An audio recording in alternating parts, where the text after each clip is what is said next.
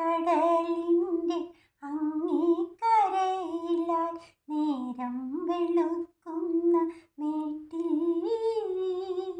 അമ്പിളി മാമനെ പോലെൻ്റെ മാറിലായി ഒട്ടിക്കിടക്കുന്ന മുത്തേ അമ്പാടി തന്നിലെ ഉണ്ണിയെ പോലെ നീ കൊമ്പനാണെങ്കിലും കണ്ണേ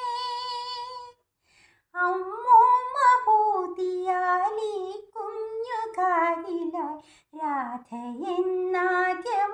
ചൊല്ലാം